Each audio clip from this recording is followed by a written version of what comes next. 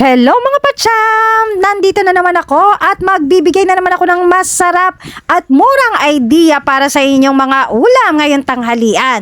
Tara, samahan nyo ako. Kung wala pa kayong ulam, eto na. Mag-tofu sisig tayo na special at napakadaling gawin.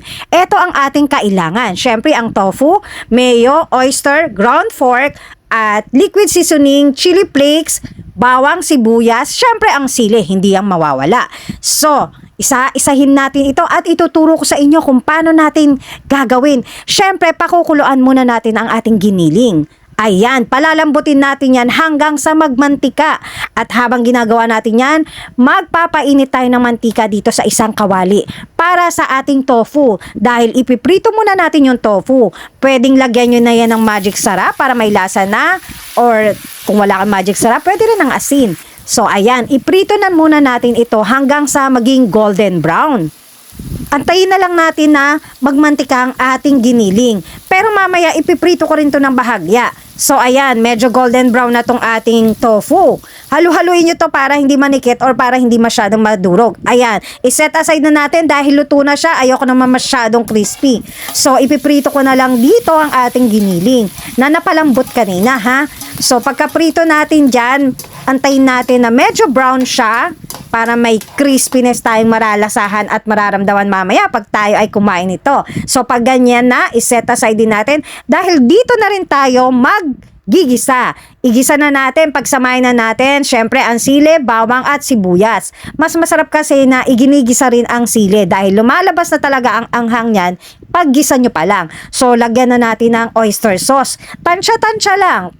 Ayan, so tinansya ko lang to medyo 1/4 or mahigit 1/4, ganyan. So ilagay na rin natin ang ating mayonnaise.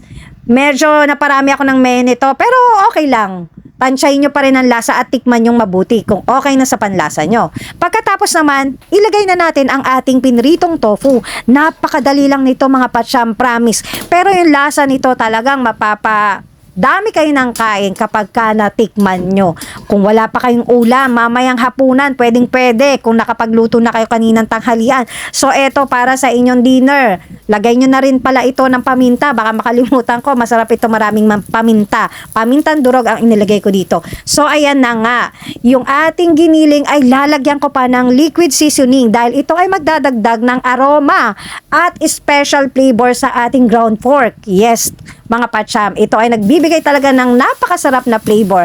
Kaya naman, ayan, natatakam na ako, niluluto ko pa lang to, ay takam na ako dahil medyo gutom na rin ako dahil late na ng lunch, naisipan kong iluto to. So, pagkatapos natin yan, lagyan ng liquid seasoning, ilagay na natin sa tofu at paigahin lang natin to ng onti. Konting halo lang dyan at pwedeng-pwede na nating iserve to mga patsyam.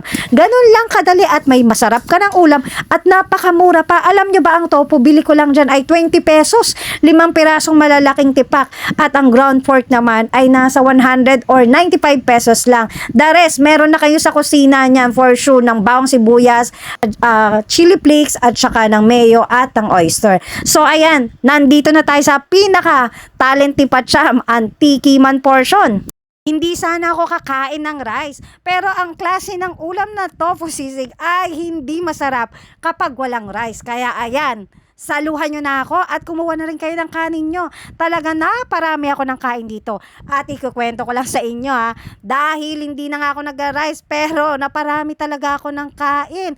At muntik ko nang maubos itong isinerve kong ulam na to kung hindi ko pinigilan ng sarili ko dahil talagang sobrang sarap nito mga patsyam. Kung wala pa talaga kayong ulam at hindi pa kayo nakakatikim nito, ano pang inaantay nyo? Pumunta na kayo sa palengke or sa kapitbahay nyo may tindahan. For sure, meron sila nito na napakadaling lutuin. Ayan na, kumuha na nga ako ng juice dahil feeling ko mabibilaukan na ako dahil sunod-sunod ang pagsubo ko dahil napakasarap talaga nito. O paano mga patsyam? Tignan nyo, talaga ang gana-gana ko kumain, lalo na pag nakakamay. O paano? Bye mga patsyam. Thank you for watching. Bye!